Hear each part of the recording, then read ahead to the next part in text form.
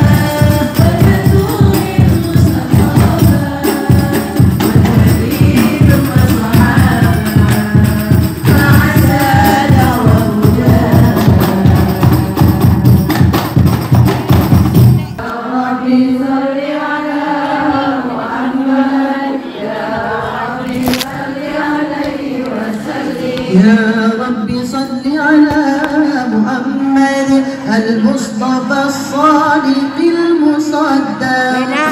يا رب صل على محمد، يا رب صل عليه وسلم.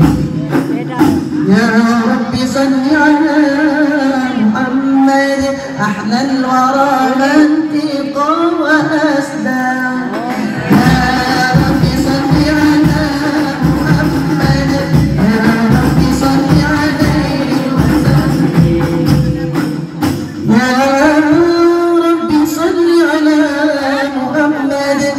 ضاربا بالتقى تأقى. يا رب صل على محمد، يا رب صل عليه وسلم. يا رب صل على محمد واسمع من الشمل ما تفرق. يا رب صل على محمد، يا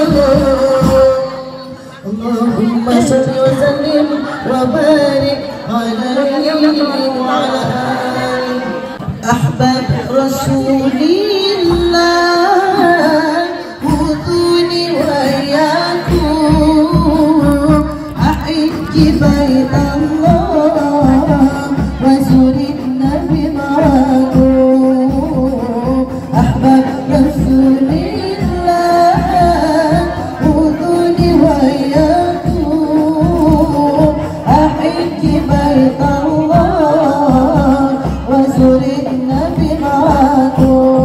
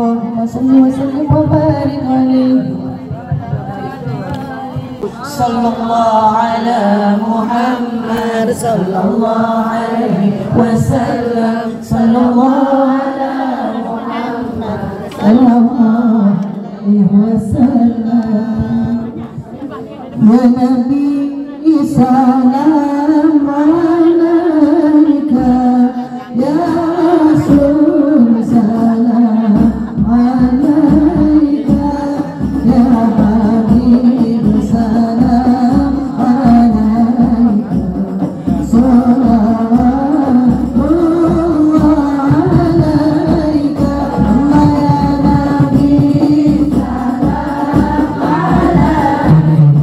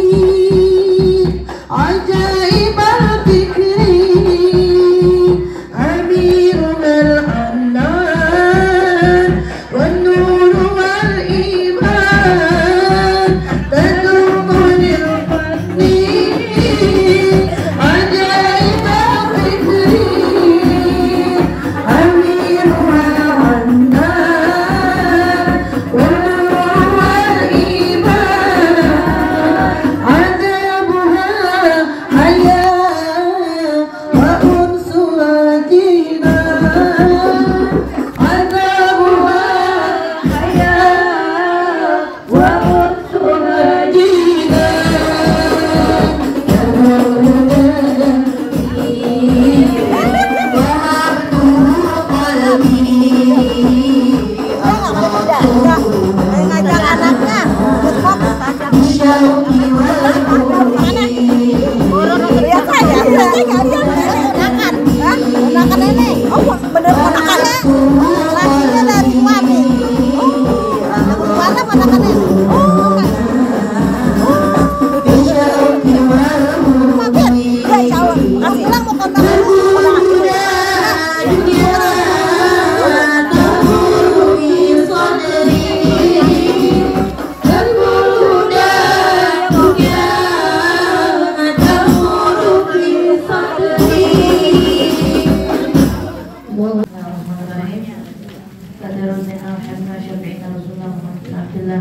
وآله وأصحابه وزوجه وذريته ثم إلى الله في الله عن محمد الحسن ثم إلى صاحب الكتاب القرآن بن عبد الله بن يحيى ثم إلى الحسن أحمد بن ثم إلى الشيخ صدق خديجة بنت محمد الحمدوان ثم إلى خصوصا الجزيرة الخلافة محمد بن أحمد الحداد ثم إلى خصوصا سيد الوالد فوزان بن أحسن مطلب الحداد وأصولهم وفروعهم وإلى أول جميع مشايخنا المعلمين في الدين وإلى حضرتنا محمد صلى الله عليه وسلم الفاتحة أعوذ بالله من الشيطان الرجيم بسم الله الرحمن الرحيم الحمد لله رب العالمين الرحمن الرحيم مالك يوم الدين إياك نعبد وإياك نستعين اهدنا الصراط المستقيم صراط الذين أنعمت عليهم غير المغضوب عليهم ولا الضالين آمين بسم الله الرحمن الرحيم بسم الله الرحمن الرحيم نويت التعلم والتعليم نويت التعلم والتعليم والتذكر والتذكير والتذكر والتذكير والنفع والانتفاع والنفع والانتفاع والإفادة والاستفادة والإفادة والاستفادة والحث على التمسك والحث على التمسك بكتاب الله بكتاب الله وسنة رسول الله وسنة رسول الله والدعاء والدعاء إلى الهدى إلى الهدى والدلالة والدلالة على الخير على الخير ابتغاء وجه الله ابتغاء وجه الله ومرضاته ومرضاته وقربه وثوابه وقربه وثوابه وصلى الله على سيدنا وصلى الله على سيدنا محمد وعلى آله وصحبه وسلم وصحبه وسلم والحمد لله رب العالمين والحمد لله رب العالمين. بسم الله الرحمن Ibu cari itu ini kan. وبعد وبعد فإن والحمد لله وإنا والحمد لله قد رضينا بالله ربا قد رضينا بالله ربا وبالإسلام دينا وبالإسلام دينا وبمحمد نبيا ورسولا وبمحمد نبيا ورسولا وبالقرآن إماما وبالقرآن إماما وبالكعبة قبلة وبالكعبة قبلة وبالمؤمنين إخوانا وبالمؤمنين إخوانا وتبرعنا من كل دين يخالف دين الإسلام يخالف دين الإسلام وآمنا بكل كتاب أنزله الله وبكل رسول أرسله الله وبملائكة الله وبالقدر خيره وشره وباليوم الآخر وبكل ما جاء به محمد رسول الله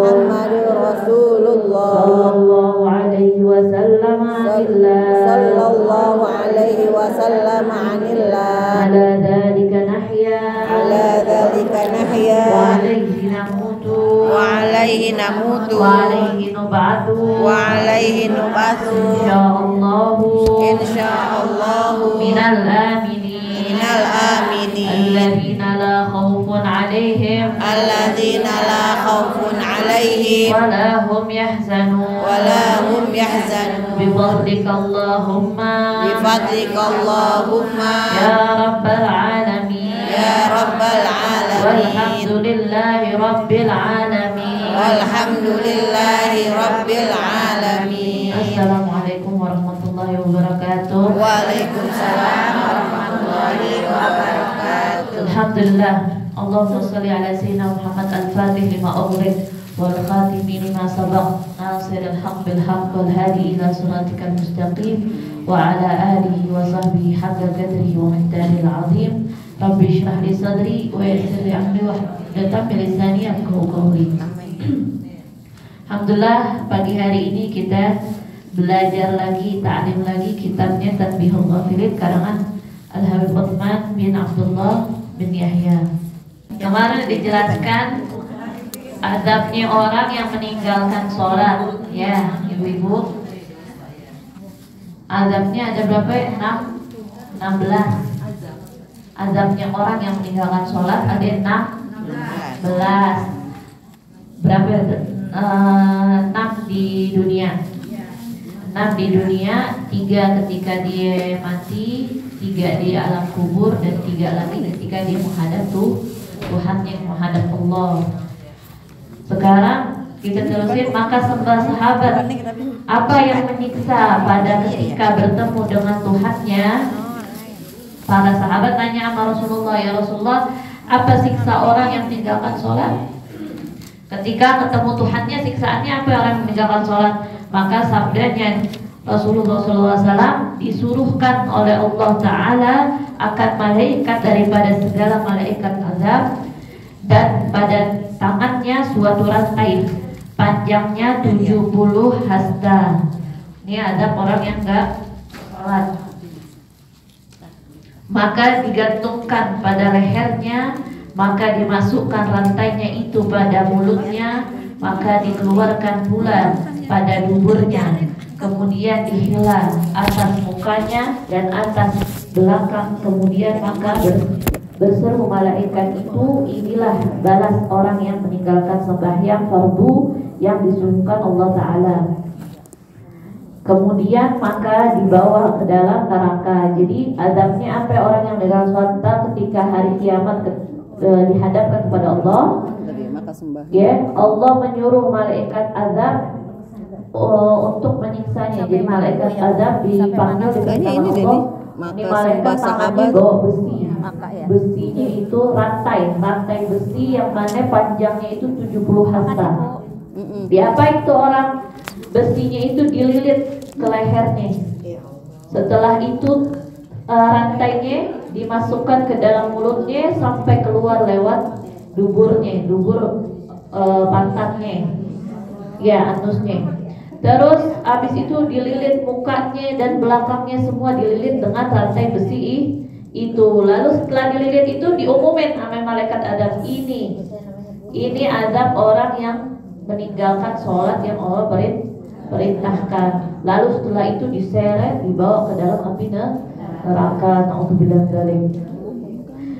Dan cerita daripada Abdullah bin Abbas radhiyallahu anhuma, jikalau dijatuhkan rantai itu kepada bumi, niscaya terbakar sekalian bumi itu. Yang mana katanya diriwayatkan oleh Sayyidina Abdullah bin Abbas, yang mana rantainya malaikat azab ini kalau dijatuhkan ke bumi, niscaya nih bumi seluruhnya hancur, lebur, terbakar oleh rantai itu. Nah itu dililitkan, bumi aja terbakar. Nah ini dililit kepada na'udzubillah orang yang gak sholat, dililit semua ke seluruh tubuhnya, ke dalam tubuhnya masuk. Maka jangan tinggalkan sholat. Terus, dan kedua, apa adabnya? Tiada menilik Allah Ta'ala kepadanya dengan tilik rahmat. Allah gak bakal melihat, memandang orang yang tidak sholat dengan pandangan rahmat. Jadi kalau sekarang kita mau menunda sholat, na'udzubillah, jangan ya Bu. Ya udah tahu siksanya di hari kiamat, hurutannya seperti apa, udah banyak ceritanya, udah banyak dengar ceritanya hari kiamat.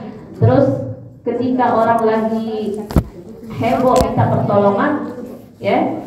Tapi Allah nggak memandang dia dengan pandangan rahmat, terus kita mintanya sama siapa? Ya, hidup di dunia sementara, yang kekal abadi itu di akhirat. Maka janganlah kamu meninggalkan sholat, karena Allah tidak akan melihat kepadanya dengan pandangan rahmat. Dan ketiga, tiada dipilih akan dia dan baginya siksa yang terlebih panas. Maka orang yang tidak sholat akan diberikan siksa yang lebih panas. Wa qala Rasulullah sallallahu alaihi wasallam, man shalla subha fi jama'atin arba'ina yawman lam yafuthu raka'atun wahidatun kutiba bara'atan minan nar wa min nar. Nah, tadi itu sampai situ udah selesai tuh.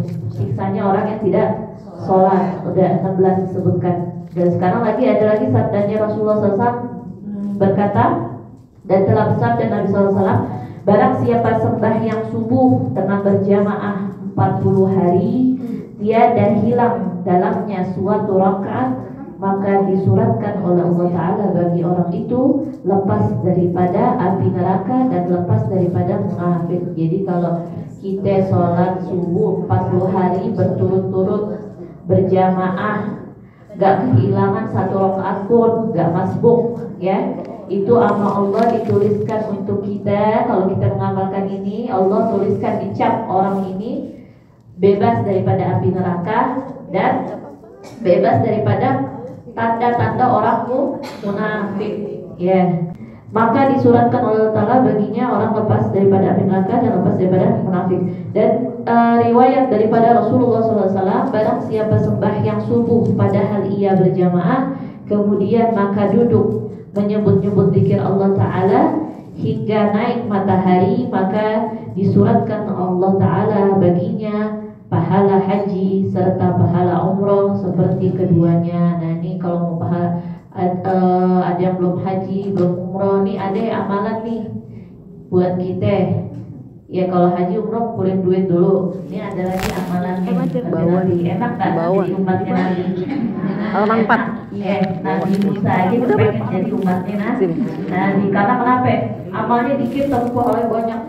Ya, amalnya 1, pahalanya bisa 3, 4, 5 tuh umatnya Rasulullah. Jadi kita beruntung. Jadi ibu kalau sumpah hari ini sumpah banget deh.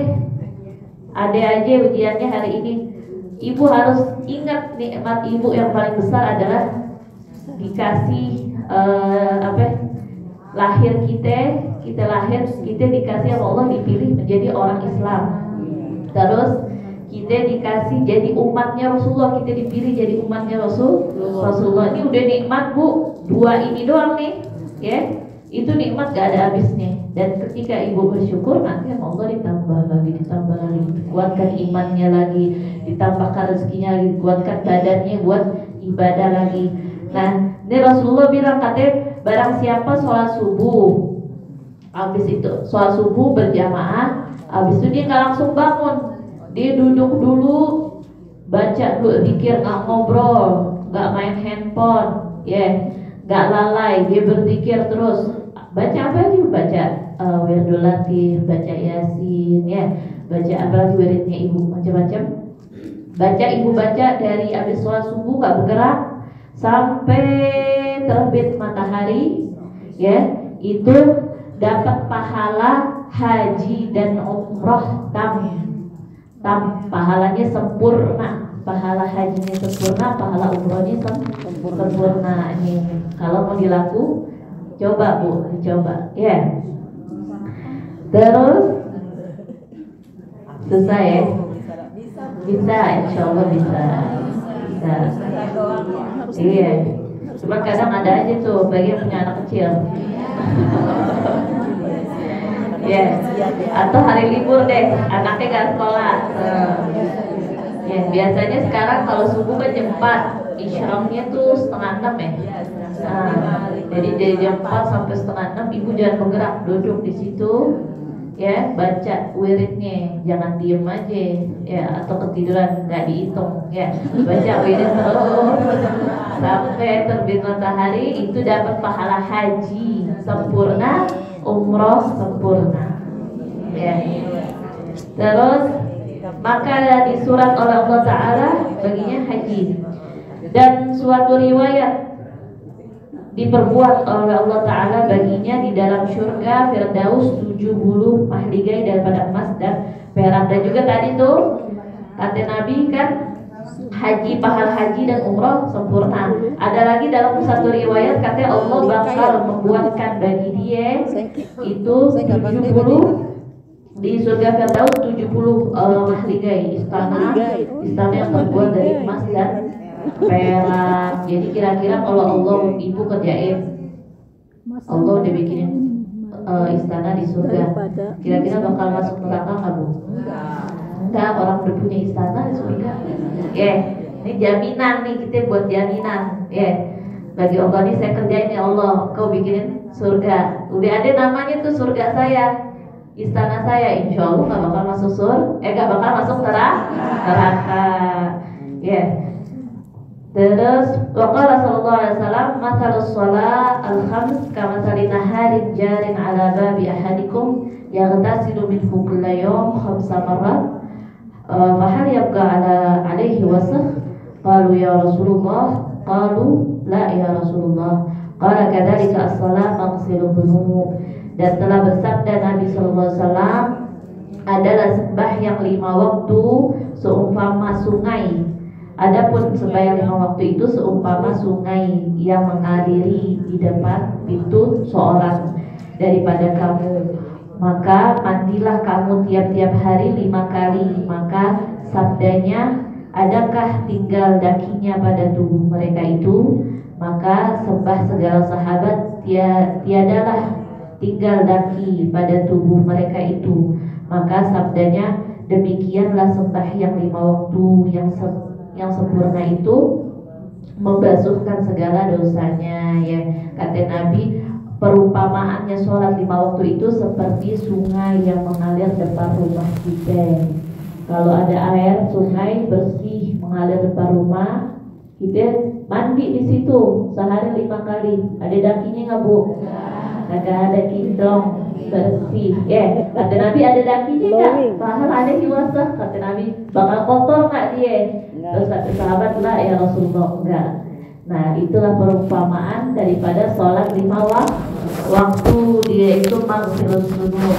Dan sholat 5 waktu itu mencuci dosa-dosa kita. Dari sholat ke sholat itu kafaratun dzunub, digugurkan dosa-dosa kita. Makanya orang sholat mukanya bercahaya, orang sholat gak bakal sumpek, orang sholat hidupnya bakal digampangkan. Maka kita jaga sholat kita, keluarga kita perhatikan, suruh sholat jangan dibiarin hati udah gede, suruh sholat, ingetin suruh sholat karena kalau ada satu orang gak sholat itu azabnya nyampe kepada kita kalau dalam satu rumah ada yang gak sholat, kita juga kena balanya. Jadi jangan tinggal sholat anak-anak kita. Ibu kalau anaknya rajin sholatnya bu, mau ditinggal di mana aja aman. Dia mau jauh, dia kerja di luar negeri, dia kerja di luar kota, kalau dia gak ninggalin sholat, insya Allah ibu tenang. Karena kenapa? Ada Allah yang menjaga dia menjaga sholatnya. Insya Allah Allah jauhkan daripada teman yang buruk, hal yang buruk, bala musibah. Intinya di sholat. Terus tadi mana?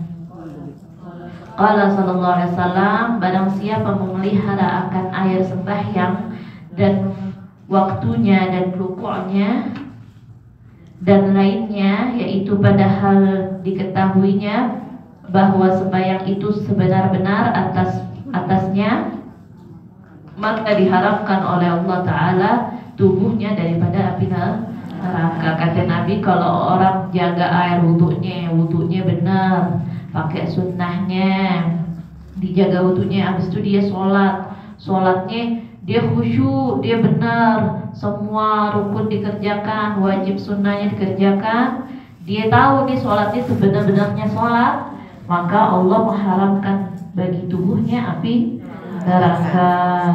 Dan cerita daripada Anas radhiyallahu taala anhu adalah roh Nabi sallallahu alaihi wasallam pada dadanya, dan yaitu berkata, ia berwasiat aku kepadamu, barang mana kamu jangan kamu meninggalkan sembahyang, maka senantiasa selalu wasiat itu dengan menyuruh sembahyang hingga putus kalamnya. Ya, nah, Sayyidina Anas diwasiatkan sama Rasulullah untuk selalu menjaga sholatnya, nggak boleh ditinggal. Bersabda Nabi SAW, "Idza tarakal abdu fardan wahidan kutiba ismuhu ala babin nar." Artinya sabda Nabi SAW, apabila meninggalkan dia seorang akan suatu fardu, maka menyuruh oleh Allah Ta'ala, malaikat menyuruh nama orang itu pada pintu neraka. Jadi kalau orang nggak sholat, na'udzubillah dari nggak sholat sekali, subuh nggak sholat, nanti namanya ditulis di pintu api neraka. Na'udzubillah min dzalik.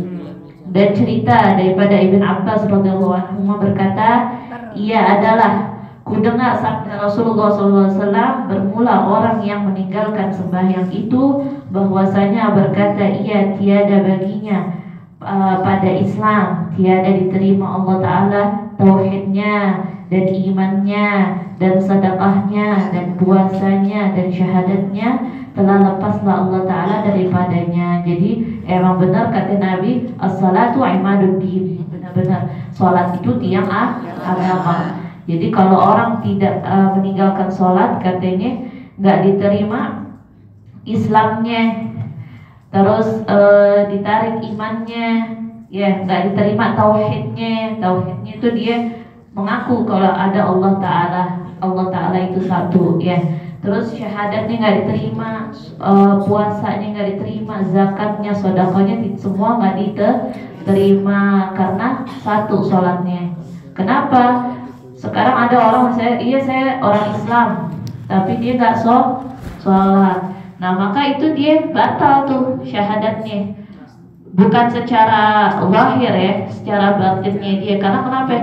Dia syahadat, dia tahu ada Allah, tapi dia nggak mau mengerjakan apa yang Allah suruh. Maka semua hatta dia orang baik, hatta dia sering sedekah, tapi kalau dia tidak sholat, semua itu batal, tidak mendapatkan pahala dari Allah SWT. Dan lepaslah Allah daripadanya. Allah nggak mengurus dia, ya, nggak mau ngurusin apa hajatnya, apa segala macam di dirinya. Allah nggak mau mengurusnya kalau orang tidak sholat. Dan lagi bersabda, ia bermula orang yang meninggalkan sembahyang padahal sehat badannya, maka tiada ditilik oleh Allah Ta'ala kepadanya dengan tilik rahmat, dan baginya itu adab yang amat sakit, melainkan bahwanya tubuh ia daripadanya. Dan lagi bersabda Nabi SAW, jadi kalau orang gak sholat padahal dia sehat,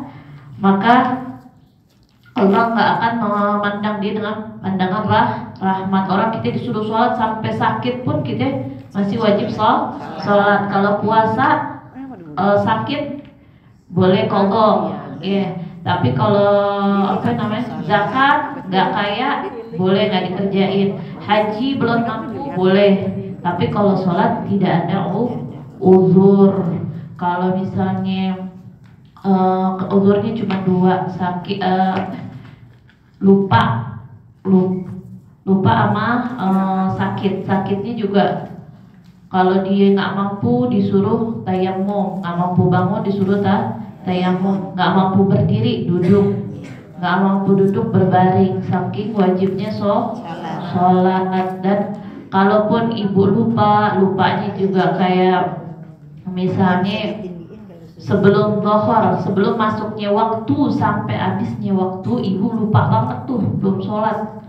Nah itu baru namanya uzur, dan tetap harus sholat itu harus diqadha, ya.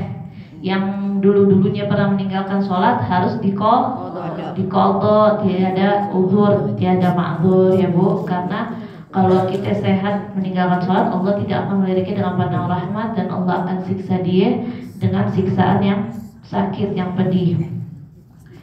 Dan lagi bersabda Nabi SAW, bermula 10 jenis daripada umatku disiksa akan dia oleh Allah Ta'ala pada hari kiamat. dan diseret mereka itu ke dalam neraka jahanam dan telah gugurlah daging mukanya itu, maka sembah segala sahabat. Jadi kata Nabi, nanti ada dari umatku itu disiksa sama Allah Ta'ala di hari kiamat, diseret ke dalam api neraka, dan semua daging di dalam tubuhnya itu rontok, gugur. Maka sahabat bertanya, apa jenis orang itu ya Rasulullah? Maka sabdanya ini 10 orang. Kata Nabi, ada 10 orang golongan dari umatku yang mana Allah siksa dengan menyeret ke dalam api neraka dan sampai habis rontok dagingnya. Sahabat bertanya, siapakah mereka itu ya Rasulullah?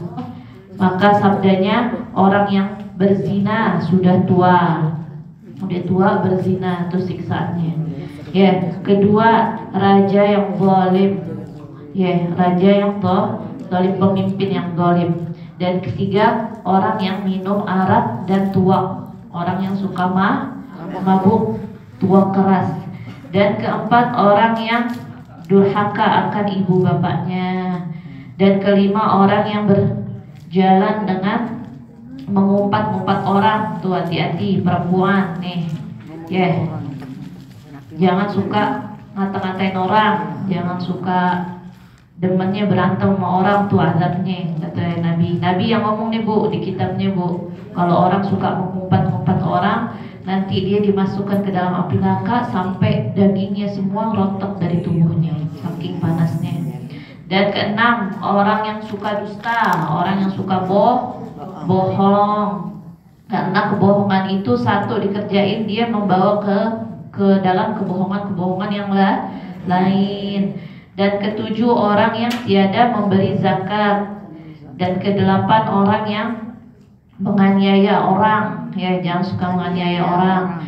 Dan kesembilan, orang yang meninggalkan sembahyang.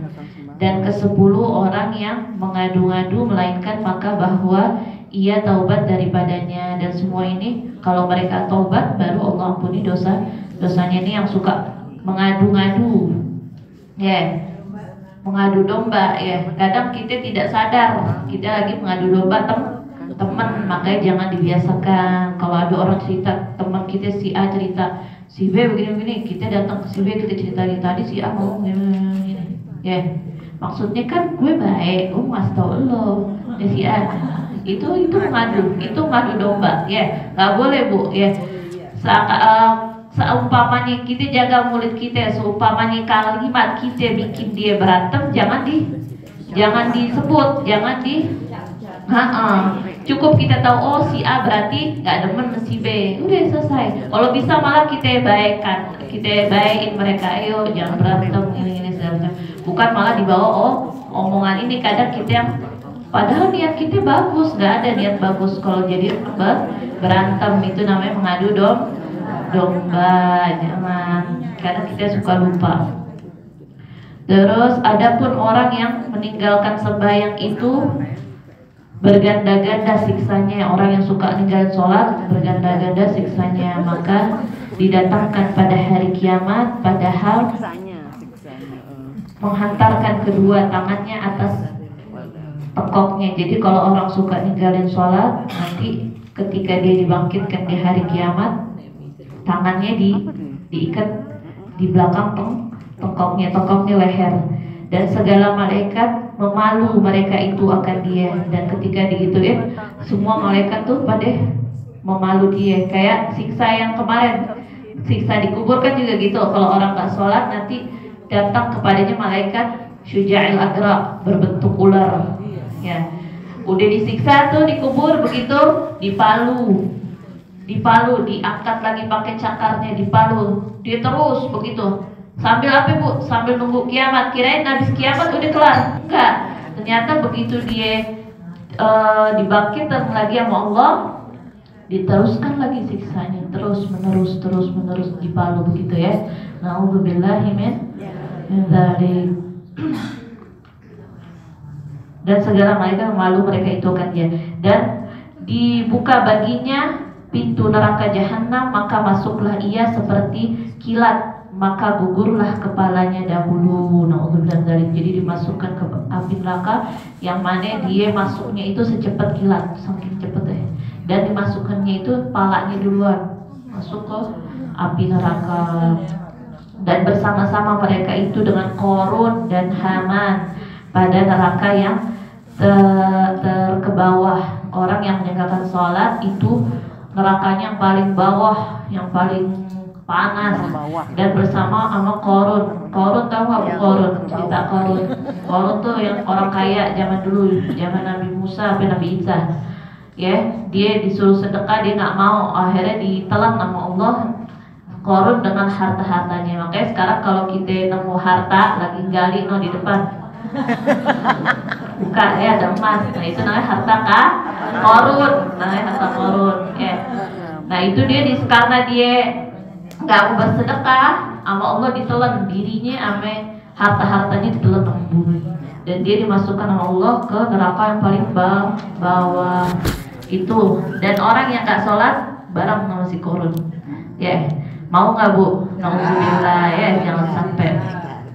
Dan cerita daripada Rasulullah SAW bersabda, ia tiada halal harta zakat pada orang yang meninggalkan sembahyang tuh.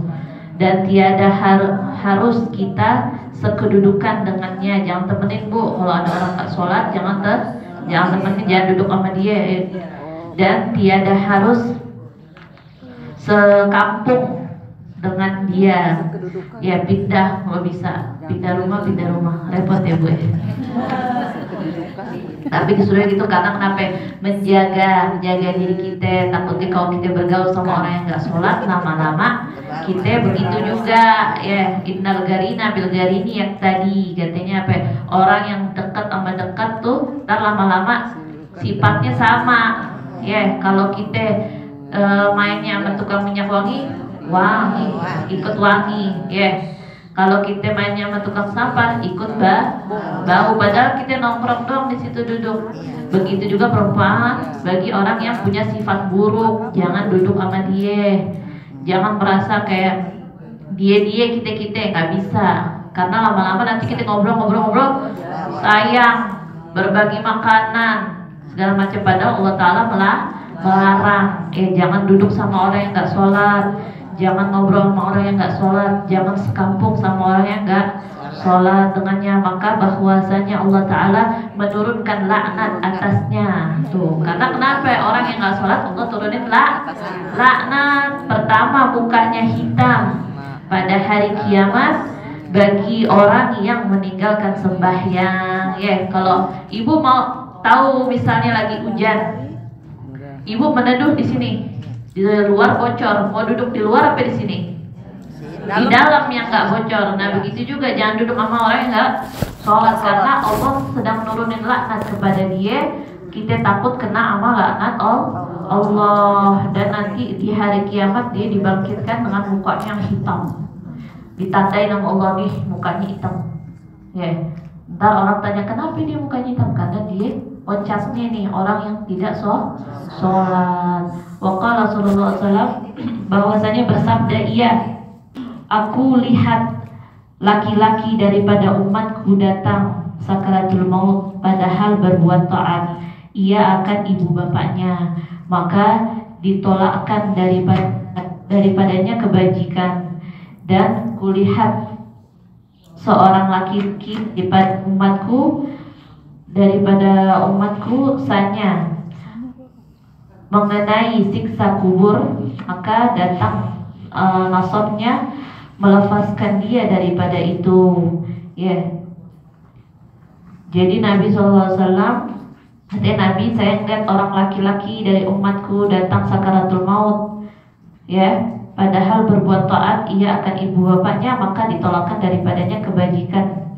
Dan kulihat seorang laki, jadi ketika ini cerita Bu cerita Nabi Muhammad SAW. Kata Nabi ada orang, saya lihat ada orang masa hidupnya berbakti sama orang tua, tapi karena dia nggak sholat ditolakkan daripadanya kebajikan itu. Dan kulihat seorang laki-laki daripada umatku usahanya mengenai siksa kubur. Ada lagi dari umatku dapat siksa kubur, datang nasabnya melepaskan dia daripada itu. Dan ada lagi dari umatku di kuburnya dapat siksa, tapi datanglah kepadanya amal-amal baiknya, maka terlepaslah ia daripada azab kubur. Dan aku lihat seorang laki-laki daripada umatku, saya telah sembelih malaikat Zabaniyah hendak menyiksanya akan dia hingga datang zikirnya dan tasbihnya, maka disucikanlah akan dia. Ada lagi kata Nabi, ada umatku lagi mau disiksa sama malaikat Zabaniyah, udah mau disembelih palanya, tiba-tiba datang zikirnya, datang salawatnya, maka dia disucikan lagi oleh Allah Ta'ala. Dan aku lihat seorang laki-laki daripada umatku, usahanya telah sampai kepadanya malaikat azab, maka datanglah salawatnya, maka disucikanlah akan dia daripada mereka itu. Ada lagi kata Nabi, ada yang melihat dari umatku mau diazab sama malaikat azab, udah mau diazab, tiba-tiba datanglah solatnya dia, amal solatnya dia, maka Allah selamatkan dia daripada itu, daripada siksa-siksanya. Ada lagi aku lihat seorang laki-laki daripada umatku terlalu dahaga daripada air, maka puasanya menuangi akan dia. Ada lagi kata Nabi, ada lagi ini azab kubur nih, Nabi lagi cerita azab kubur. Kata Nabi, ntar atau aneh ngelihat ada dari umatku mau disiksa, datang pahala puasanya, kata Nabi. Ada lagi ketika umatku lagi sakaratul maut, dia lagi kehausan, datang pahala puasanya buat nuangin dia air, gitu. Dan aku lihat seorang laki-laki daripada umatku, misalnya di hadapannya kalam dan di belakangnya pun kelam, maka datanglah haji serta umroh, maka dikeluarkan akan dia. Ada lagi dari umatku, di kuburnya dia ngelihat gelap. Ketika sakaratul maut dia ngelihat gelap, depannya gelap, kiri kanan gelap, belakang gelap. Akhirnya datanglah pahala haji dan umrohnya, maka terang, diselamatkan dia. Dan aku lihat seorang laki-laki daripada umatku berkata segala mukmin dengannya, dan ia tiada boleh berkata-kata, maka datanglah silaturahim. Ketika dia lagi sakaratul maut gak bisa ngomong, datang lagi pahala silaturahim. Dan aku lihat seorang laki-laki mengenai bunga apa pada muka dan tubuhnya, maka datanglah sedekahnya, maka jadilah sejahtera atas mukanya dan kepalanya. Ada lagi saya melihat kata umatku, mukanya sama badannya semuanya dikasih hitam sama Allah Subhanahu wa Ta'ala, maka datang pahala sedekahnya, maka dikasih sejahtera atas muka dan kepalanya. Ini cerita, maksudnya apa ceritanya? Jangan meremehkan segala hal amal kecil apapun, sholat kita, puasa kita, zikir kita, itu tidak ada yang sia-sia, semua mendapat pahala sama Allah Ta'ala. Lagi pun apalagi sedekah, amal jariyah, anak yang soleh itu nanti nemenin Bu kita di dalam kubur. Kata Sayyidina Umar, aneh nggak terlalu takut kalau Nabi lagi cerita siksa api neraka, tapi aneh takut ketika Nabi cerita siksa kubur, karena di kubur sendirian, hati ditumpuk Bu, tetap sendirian, ngomongnya dong ditumpuk, tapi padahal kita sendirian. Jadi jangan meremehkan sholat Bu, sholat kunci dari segala kesuksesan dunia dan akhirat. Begitu juga kita kalau kita sholatnya benar, nanti Allah kasih itu hati kita lapang luas, ntar tambah lagi deh, kepengen zikir kepengen puasa Senin Kemis kepengen sedekah. Dan juga kalau orang sholatnya nggak tinggal, nanti masuk nasihat tuh masuk ke dalam hatinya, nggak keras hatinya. Orang yang keras hatinya tuh kalau dinasihatin sampai aja mental, nggak masuk. Oh tuh bukan gue nggak begitu, atau segala macam. Dia memalingkan nasihat-nasihat orang itu karena salah satunya dia tidak sholat. Maka jagalah sholat kita, ibu-ibu udah belajarin di sini di kitab apa aja siksa orang yang meninggalkan sholat, jangan ditinggalkan. Kita banyak majlis taklimnya banyak, ustazahnya banyak, Tapi kenapa kita masih begitu-begitu aja? Mungkin karena kita tidak mengamalkan ilmu yang kita pelajari ya. Apa ilmu sedikit ustazanya bilang apa kerjain ya, karena apalagi baca kitab yang ngarang orang soleh Habib Utsman bin Yahya. Habis itu Habib Utsman ngomong bukan kalamnya juga, kalamnya Nabi. Apakah Nabi berbohong ibu-ibu? Nggak berbohong ya. Jadi ikutin nih, Nabi udah kasih tahu jangan tinggalin sholat, jangan melalaikan sholat ya. Maka kita jangan ditinggalkan. Al-babu tsani fi bayan huquqil walidain wallahu a'lam. Al-Fatihah al-Qabul dalam usul ma'mu salih syam zahir batal fitin dunia al-akhirah dafi al-kulli syar jali balatul khair lana wa liwalidina wa walidina syekhina fiddin ma'lutuf wal afiyah wa laniya Allah yanawwir qulubana wa ghalibana mal huda wa tuqa wa afaf wal ghina wal mut ala dinil islam wal iman bila mihnah wal imtihan bihaqqi sayyidi wa la adnan wa ala kulli niyatin salihah wa ila hadratina Muhammad sallallahu alaihi wasallam. Al-Fatihah. A'udzu billahi minasyaitonir rajim. Bismillahirrahmanirrahim. Alhamdulillahirabbil alamin arrahmanir rahim maliki yaumiddin iyyaka na'budu wa iyyaka nasta'in ihdinas siratal mustaqim siratal ladzina an'amta 'alaihim ghairil maghdubi 'alaihim waladdallin amin. Lebih kurangnya saya mohon maaf ya ibu-ibu. Wa'alaikum minkum. Wassalamualaikum warahmatullahi wabarakatuh. Waalaikumsalam warahmatullahi wabarakatuh.